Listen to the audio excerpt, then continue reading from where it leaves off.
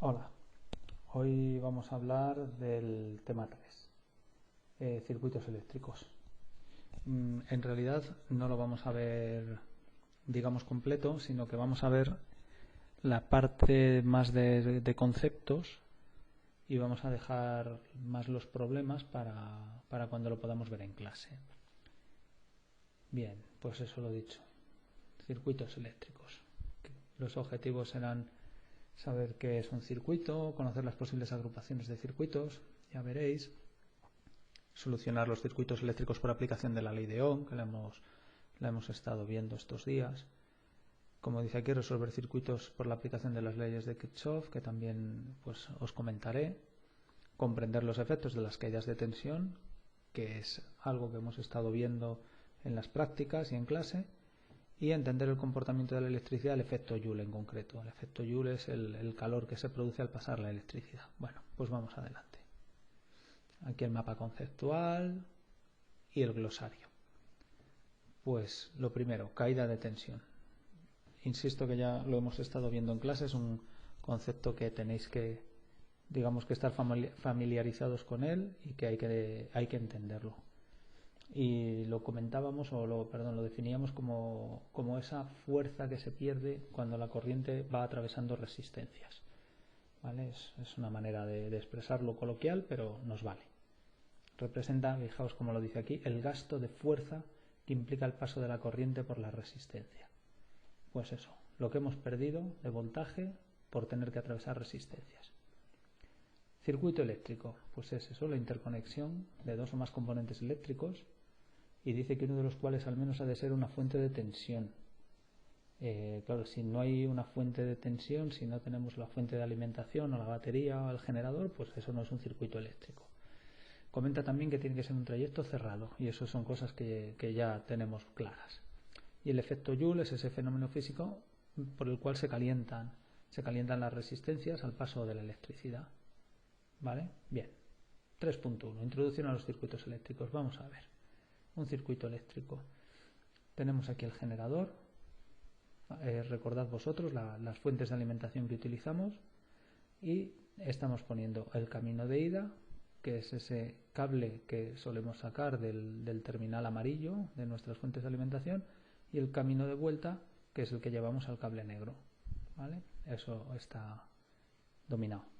Está el interruptor y receptor, que es aquello que va a consumir electricidad, por ejemplo la bombilla, y el camino de vuelta, como decía antes. Pues este es el circuito eléctrico más simple. Bueno, podría ser más simple si le quitáramos el interruptor y lo pusiéramos directo. Pero claro, que menos que poner un interruptor pues para decidir cuándo funciona o cuándo no funciona el receptor. Venga, circuitos en serie. Pues posiblemente ya todos lo tengáis en la cabeza lo que es un circuito en serie, pero es aquel en el que los componentes, veis, se van colocando uno detrás de otro, todos seguidos. En este caso nos está representando tres fuentes de alimentación, tres pilas y tres resistencias, todas colocadas una detrás de otra, de manera que la intensidad que pasa es la misma para cada elemento, para todos los elementos es la misma I. Aquí pone I sub 0 y sub 0. La intensidad que pasa por la fuente E1 es la misma que pasa por la fuente E2, etc. La misma que pasa por cada resistencia, la intensidad es la misma. Aquí, bueno, se expresa de una manera matemática. Pues I sub 0 es igual a I1, es igual a I sub 2 y es igual a I sub 3. Esto si aquí hubiéramos puesto I sub 1, I sub 2, I sub 3, pues significaría que es la misma, no son diferentes. La suma de resistencias, lo hemos experimentado ya, es la suma normal, sumar R1 más R2 más R3. Y con eso se obtiene la resistencia equivalente. Y también en este caso el voltaje sería la suma del voltaje que proporciona cada una de las fuentes de alimentación.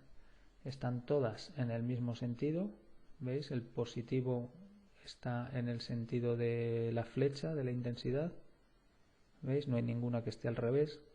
Si hubiera alguna al revés habría que restarle el voltaje de esa que está al revés, pero como están todas en la misma dirección, la barra larga está todo haciendo que tienda a girar a la derecha, pues se suman los voltajes.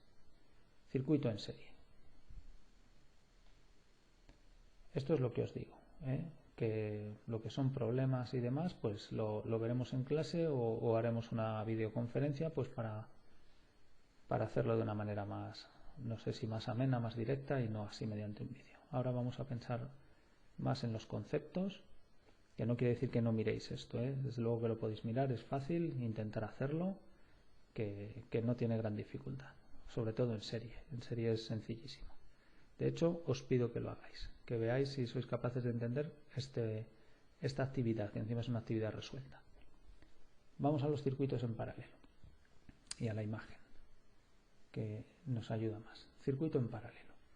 Un circuito en paralelo es aquel en el que la intensidad se puede repartir por diferentes ramas y atravesar diferentes intensidades por cada una de las ramas que se han hecho. Entonces, como veis aquí, hay una fuente de alimentación que está proporcionando una corriente eléctrica, en este caso la I sub 0, solo hay un cable de momento, y cuando llega aquí al punto A se divide, en este caso, en 3 ramas. Por cada uno de esos ramales aparece una intensidad, no es que aparezca, perdonad, esta primera intensidad, la I sub 0, se va a repartir, se va a dividir en estas 3 ramas. De manera que aquí hay una I sub 1, aquí una I sub 2 y aquí una I sub 3, que la suma de estas I's va a ser la I sub 0. Es decir, aquí no hay magia, entonces si aquí hay una determinada cantidad, ya sabéis, es carga partido por tiempo. Si por aquí está pasando una determinada cantidad, esto se reparte y la suma de las 3 intensidades tiene que ser la intensidad I sub 0. Bien, pues esas 3 intensidades pasan cada una por su resistencia, se vuelven a juntar en el punto B y vuelve otra vez a aparecer la I sub 0 porque es la suma de las 3 y cierra el circuito. Bueno, pues esto es en paralelo. En paralelo, la característica que tiene, que no he comentado en serie, ahora tendré que volver un poco para atrás, pero la característica que tiene en paralelo es que estas resistencias, estas cargas, están sometidas todas al mismo voltaje. Es decir, si aquí hay una diferencia de potencial, supongamos de 12 voltios, pues esa diferencia de potencial de 12 voltios se está llevando a cada una de las resistencias, ¿veis? Es lo mismo el voltaje al que está sometida la R1 que el voltaje al que está sometida la R2 o la R3. El voltaje, la diferencia de potencial, es la misma. Mientras que las intensidades pues son diferentes en función de cuánto valga la resistencia.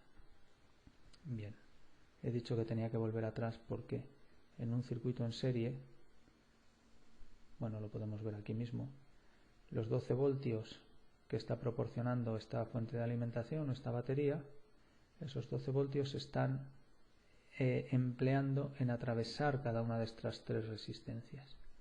Entonces se van a caer, esa caída de tensión se va a caer en la resistencia 1, en la resistencia 2 y en la resistencia 3. ¿Vale? De manera que cada una de estas ya no está sometido al mismo voltaje. La suma de las caídas de tensión sí que va a ser 12 voltios. Aquí nos está determinando las caídas de tensión en cada una de las resistencias y la suma tendría que ser 12 voltios. ¿Vale? Venga, seguimos entonces otra vez al paralelo, que es donde estábamos, en el cual la diferencia de potencial es la misma. En las prácticas del otro día alguno había puesto 2 bombillas en serie y lucían muy poquito. Y ya no recuerdo si alguno puso 2 bombillas en paralelo y lucían las 2 con la misma intensidad. Pues bueno, y con más intensidad, no solo con la misma, sino con más intensidad que cuando estaban puestas en serie. Entonces esto es una situación de, por ejemplo, bombillas puestas en paralelo y todas lucirían como si la pusieras sola, porque está sometida a los 12 voltios, por ejemplo. Y esta también estaría sometida a 12 voltios y esta también. En los coches tenemos, yo diría, todos los circuitos. Siempre me quedo con alguna duda, no vaya a ser que haya alguno en serie que no sepa, pero todos los circuitos están en paralelo. Los elementos están pensados para funcionar al voltaje que suministra la batería y entonces se conectan todos en paralelo y las bombillas de corto alcance, las de largo alcance, las de freno, pues están en paralelo. Aquí tenemos una actividad resuelta, un poquito más compleja que la anterior, que insisto, o la vemos en videoconferencia ya de una forma más directa o lo vemos en clase. Veremos. Vamos a ver, diferencias entre circuitos en serie y circuitos en paralelo. Fijaos lo que dice aquí. Nada, es un buen cuadro. La gráfica, un circuito en serie, pues dibujamos las resistencias en serie, claro, una detrás de otro. En paralelo, fijaos cómo el circuito llega a un punto en el que se divide, en este caso en dos ramas, pasa por cada una de las resistencias y se vuelve a unir. Ya está. Circuito en serie. ¿Qué pasa con la corriente? La intensidad. Corriente aquí es lo mismo que intensidad. La corriente es la misma para todos los puntos. Solo hay un camino. La corriente solo pasa por un camino. La intensidad no se va por ningún sitio. Si por aquí atraviesan 3 amperios, por aquí también pasan 3 amperios y por aquí también 3 amperios. No hay manera de que se encojan o se estiren. Por todos los sitios pasan 3 amperios. ¿Qué pasa con la intensidad en un circuito en paralelo? Pues que la intensidad cuando llega a la bifurcación se divide y en función de la resistencia que haya en cada rama, pues va a haber más o menos intensidad por cada una de esas ramas. Cuanto más trabajo le cueste a la corriente pasar por una de las resistencias, pues menos pasará por esa y más por la otra. Tensión. Ya lo hemos comentado. La tensión en un circuito en serie se reparte entre las resistencias que haya, mientras que la tensión en un circuito en paralelo es la misma para todas las resistencias que pongamos. ¿Vale? Dice, ¿qué pasa si añadimos una resistencia más? ¿Qué pasa con la intensidad en un circuito en serie si añade una resistencia más? Pues que disminuye. Es lo que comentábamos en clase, ¿verdad? Si vamos poniendo cada vez más dificultades, una detrás de otra, pues al final la circulación se ve entorpecida y cada vez hay menos intensidad. Pero ¿qué pasa si añadimos una resistencia más en paralelo? Decíamos que en realidad estamos abriendo un camino más. Un camino difícil, pero abrimos un camino más. Por lo tanto, la intensidad va a aumentar, la intensidad total de todo el circuito. Cuantas más resistencias en paralelo ponga, en realidad más caminos a la corriente estamos poniendo y por lo tanto puede pasar más intensidad. Por eso aumenta. ¿Qué pasa con la tensión si añadimos una resistencia más? Pues que cada una de las resistencias va a tener menos tensión para repartirse. Porque si tenemos 12 voltios y hay dos resistencias, supongamos que son iguales. Cada una se va a quedar con 6 voltios. Pero si ponemos una tercera, también iguales, leche, pues ya no hay tantos voltios para cada una, porque 6 y 6 y 6 son 18 y la fuente solo está dando 12. Así es que tendría que quedarse con 4 cada una. Así es que por eso dice que las tensiones parciales disminuyen si aumentamos una resistencia más. Mientras que en un circuito en paralelo la tensión es la misma. A todas las resistencias en paralelo que pongamos les estamos dando la misma tensión.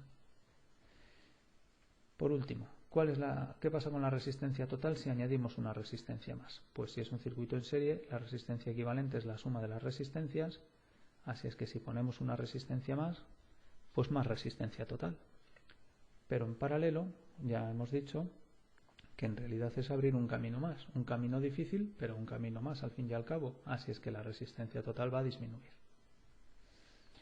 Bien, esta tabla, si la entendéis bien, implica que estáis entendiendo bien cómo funcionan los circuitos eléctricos, digamos, más básicos. Así es que no os quedéis con ninguna duda en esta tabla y si no lo entendéis, pues me lo preguntáis y lo seguimos aclarando. Pero esto hay que entenderlo como, vamos, con lógica. Decir, vale, lo entiendo, sé lo que quiere decir. No aprendérselo de memoria, sino entender lo que dice cada cosa. Circuitos mixtos. Bueno, los circuitos mixtos vienen a ser circuitos que combinan elementos en serie y elementos en paralelo. Sin meternos tanto en definiciones si es circuito en serie ampliado o, como dice más abajo, circuito en paralelo ampliado, eso no es, digamos, lo que más me preocupa. Sí que el concepto sí me interesa que lo conozcáis. Un circuito mixto es aquel en el que hay partes en serie y partes en paralelo. De manera que esta resistencia está en serie con un grupo de resistencias en paralelo. ¿Vale? Este es un circuito mixto, que combina circuitos en serie y circuitos en paralelo.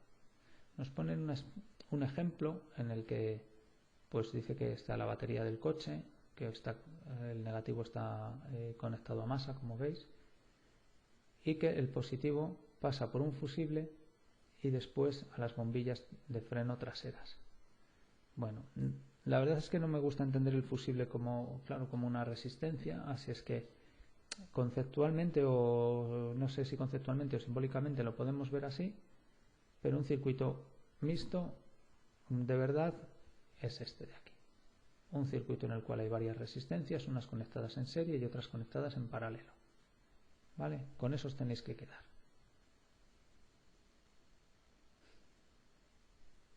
Bien. Métodos de resolución de circuitos por las leyes de Kirchhoff. Vamos a comentar lo que son las leyes de Kirchhoff de una manera que se pueda entender y repito, los problemas los haremos más en directo. Nudo. Esto estamos con definiciones. ¿Qué es un nudo? Un nudo es un punto del circuito en el que se unen tres o más conductores. Nudo. Punto del circuito en el que se unen tres o más conductores. Aquí. 1, 2, 3. Esto sería un nudo. Voy un poco atrás. Aquí 1, 2, 3. Eso es un nudo. Dices, ¿y donde se unen dos no es un nudo? Pensemos que aquí son dos. 1 y 2. No, estos dos no. Es lo mismo. Aquí no hay ningún nudo. Te da igual haberlo hecho uniendo el cable que si esto estuviera en línea recta. Es igual. Esto es un esquema y no hay nada. Cuando solo hay dos es lo mismo. No sé si esto lo estoy explicando bien. Un nudo dice de tres conductores porque aquí entran 1, 2, 3. ¿Vale? Eso es, que hay un punto en el que salen tres líneas. Rama. Rama es la parte del circuito comprendida entre dos nudos. Rama. Rama es la parte del circuito comprendida entre dos nudos.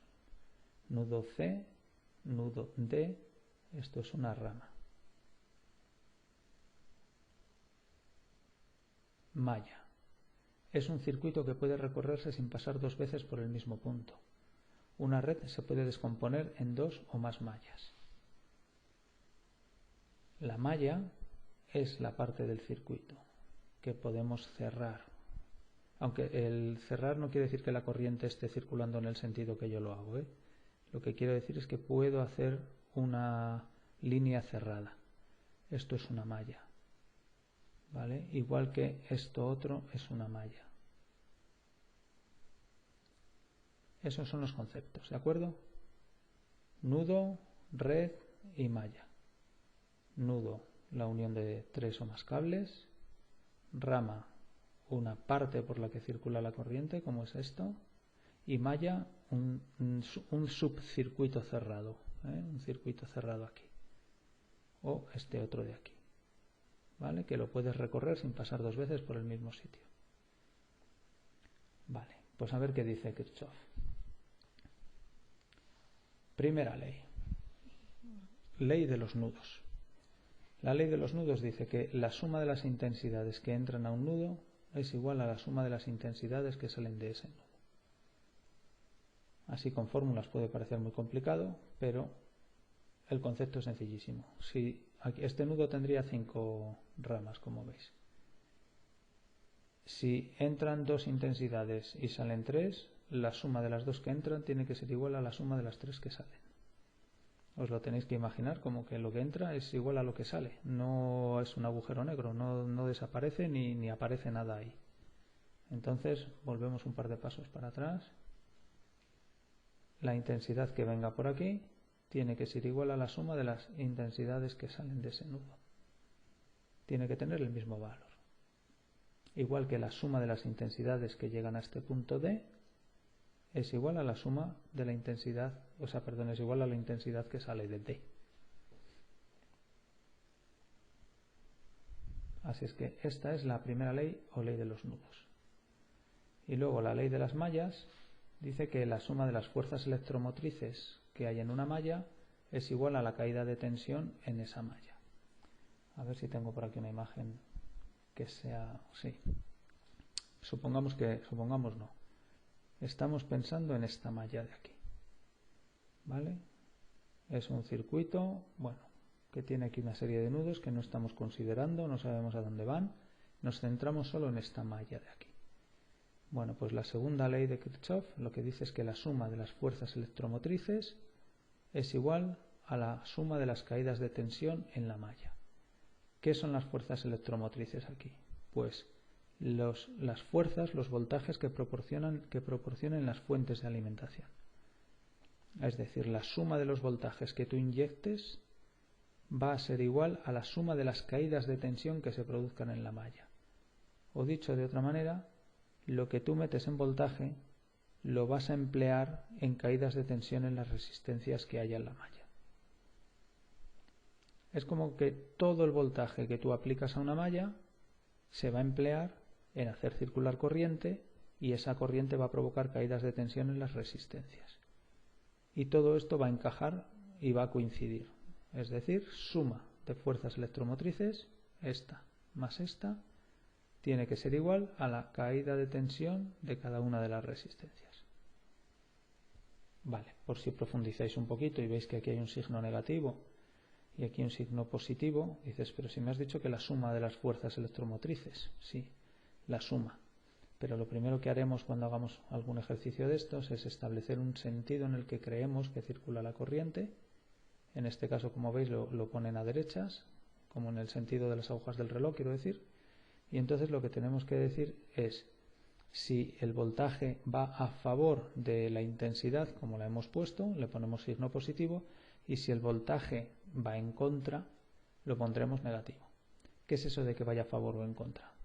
La barra larga es el positivo y la corriente la dibujamos siempre que va de positivo a negativo, es decir, esta batería de aquí está tendiendo a que la corriente vaya hacia la izquierda, va en contra de la línea que hemos dibujado nosotros como positiva, por eso le ponemos aquí un menos, mientras que esta batería está favoreciendo la intensidad en el sentido en que nosotros hemos dibujado, que es sentido positivo, por eso le ponemos una E2, un positivo, perdón, es lo que quería decir. ¿Vale? Bueno, insisto que esto lo veremos en clase mejor y haremos algún ejemplo. ¿Vale? Esto es para reforzar si entendemos la ley de los nudos y la ley de las mallas, pero lo importante es el concepto que acabo de decir. Bueno, pasamos a otro punto, el 3.6, caídas de tensión particulares. Esto me interesa mucho. Lo primero es que el concepto de caída de tensión es muy importante, porque si tenemos en la cabeza que la caída de tensión es el voltaje que se pierde al atravesar resistencias, pues nos será de gran ayuda a la hora de buscar averías en el coche. Porque si resulta que aparecen caídas de tensión en tramos de circuitos eléctricos, pues ya nos está dando la pista de que en ese tramo hay una resistencia. Y en la mayoría de los tramos de los coches no queremos que haya resistencia. Queremos que todo el voltaje se emplee en hacer trabajar el elemento que haya en el circuito. Por ejemplo, imaginemos las luces cortas. Y para que sea más fácil, pues nos imaginamos solo un faro, el faro derecho de cualquier coche. Nosotros queremos que a la bombilla del faro derecho le lleguen 12 voltios. No que se nos hayan caído por el camino 4 voltios. De manera que si detectamos caídas de tensión, sabemos que lo que significa es que está habiendo resistencias que no tendría que haber. ¿Dónde pueden estar? Pues a lo mejor en el interruptor, que se está estropeando, se ha medio quemado y ya no deja pasar bien la corriente. O en el relé, que acabamos de ver en la práctica anterior. ¿Vale? Entonces, caídas de tensión particulares. Empezamos por una que, bueno, pues hay que saber que existe, y es la caída de tensión en el generador. La caída de tensión en el generador, lo que nos dice aquí es que a pesar de que está generando corriente, está generando voltaje, también tiene una resistencia interna y también hace que caiga algo la tensión, ¿vale? De manera que supongamos una batería. Imaginaos una batería de un coche o una batería del móvil o una batería, la que queráis. Bueno, pues si medimos la tensión de la batería en vacío, sin ningún componente conectado, pues esa batería, imagínate que da 13,2 voltios. Pensemos en una de un coche. Bueno, si hacemos circular corriente por un circuito que está siendo alimentado por esa batería, resulta que ya no tiene 13,2 voltios. hay una caída de tensión interna debido a la resistencia interna de esa batería y a lo mejor ya solo tiene 12,9. ¿Qué ha pasado con esos 0,3 voltios? Pues esos 0,3 voltios es la caída de tensión que se producen en la propia batería debido a la resistencia interna que tiene.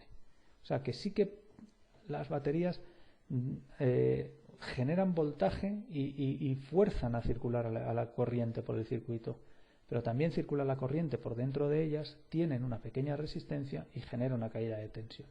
Esa es la caída de tensión en el generador, ¿vale? También es probable que hagamos alguna práctica y que podamos experimentar esta caída de tensión en el generador. Pero esta de la caída de tensión en los conductores es la que más me interesa, porque está relacionado con todo lo que os digo de detectar averías y de ver que, oye, hay algún problema ahí si se cae más tensión de la que es admisible.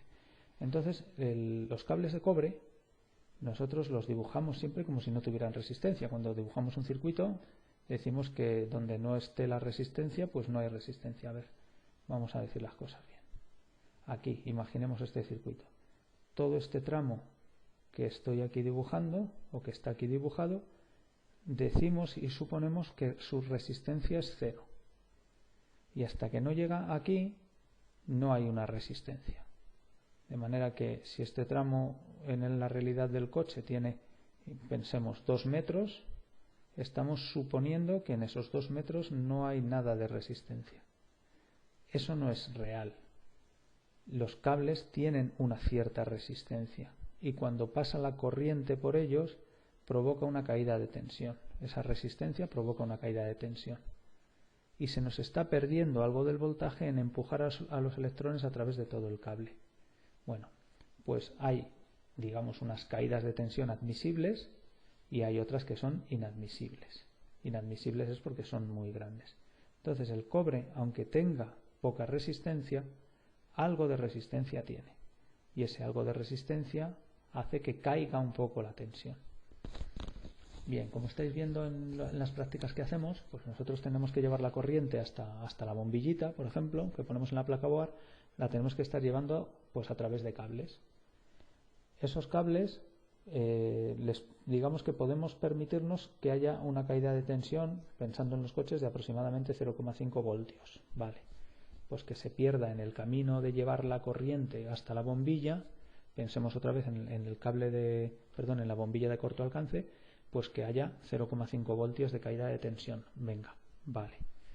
En el tramo negativo, sin embargo, no queremos que haya, o mejor dicho, no se admite que haya ninguna caída de tensión. ¿Por qué es eso? Lo hemos comentado varias veces, porque el tramo negativo se está haciendo a través de toda la carrocería del coche. Es suficientemente grueso, aunque sea de hierro y no de cobre, y el hierro conduce peor la electricidad, pero es suficientemente grueso como para que no haya una resistencia que provoque una caída de tensión detectable en los coches. Vale. Entonces, insisto, tramo positivo de un circuito eléctrico en el coche, permitimos algo de caída de tensión. Poco, pero algo. Tramo negativo, no permitimos que haya caída de tensión. Y la caída de tensión es la fuerza que perdemos, el voltaje que se pierde al atravesar resistencias. ¿Y qué resistencia es el tramo positivo? La resistencia que hace el propio cable de cobre, que algo de resistencia sí que tiene. Calor desprendido por el paso de la corriente, efecto Joule. Vale, el efecto Joule es muy utilizado. La cuestión es que al pasar la corriente por un conductor que tenga, mejor dicho voy a decir por una resistencia, al pasar la corriente eléctrica por una resistencia se produce calor. Este año tampoco lo hemos visto mucho en las resistencias que hemos puesto en la placa board, porque hemos puesto resistencias de bastante valor y entonces ha pasado muy poca corriente por ellas y no se han calentado. Pero bueno, podemos imaginar la bombilla que hemos puesto. La bombilla no deja de ser una resistencia y esa bombilla se calienta por el paso de la resistencia, por el paso de la corriente. Bueno, pues ese es el efecto Joule. El efecto Joule es que se produce calor al pasar corriente. Y es un efecto muy utilizado, desde calentar cosas con resistencias eléctricas, estufas, radiadores, el soldador de estaño que hemos utilizado. Lo único no, lo que pasa aquí es que viene una corriente eléctrica que atraviesa una resistencia y eso es lo que genera el calor que utilizamos para soldar. Muy bien, pues el efecto Joule tiene sus fórmulas, pero lo que interesa de verdad entender es el concepto, ¿vale? Y luego ya las fórmulas las iremos, digamos, aplicando para reforzar este conocimiento. Aplicaciones del efecto Joule, fijaos, calentadores eléctricos, ¿qué más? ¿Qué dice por aquí? Soldadores eléctricos, como hemos dicho. La plancha de planchar la ropa es por efecto Joule, o la cocina vitrocerámica, eso es. Y las lámparas de incandescencia también aprovechan el efecto Joule, las bombillas que decimos. Al pasar la corriente, dice aquí que hay un hilo de tungsteno y que entonces eleva su temperatura hasta unos 2800 grados centígrados. ¿Qué pasa? Que las cosas cuanto más calor tienen, pues más luz emiten. Y entonces esta temperatura hace que se emita, como dice aquí, una luz rojo-blanco. Y es que el filamento despide luz. Bueno, el concepto básico es que las cosas emiten luz en función de la temperatura que tienen, ¿vale? Y pues el tungsteno a 2800 grados emite la luz que vemos en las bombillas. Bueno, este es, como digo, un resumen de la parte de conceptos de este tema, sin aplicarlo en problemas. Haremos problemas para reforzar estos conceptos, pero os insisto siempre, comprended y estudiad los conceptos porque es la base. No es que no sirva, pero no ganaremos si resolvemos problemas si no sabemos qué significa el número que hemos puesto al final, ¿vale? Hay que entender lo que significa realmente esto, lo que quiere decir la caída de tensión, que es un circuito en serie, por qué en los circuitos en serie el voltaje se reparte entre las resistencias que pongamos, por qué los circuitos en paralelo el voltaje es el mismo en todas las resistencias. Haced un esfuerzo en estudiar esto y en intentar entenderlo, porque es la base para comprender luego todos los problemas eléctricos que puedan surgir en un coche, que ya sabéis que son muchos, que la electricidad no se ve y que hay que detectarla a través de entender estos conceptos y de ver los valores eléctricos medidos con un polímetro, con un osciloscopio o como sea. Muy bien. Pues nada, hasta luego.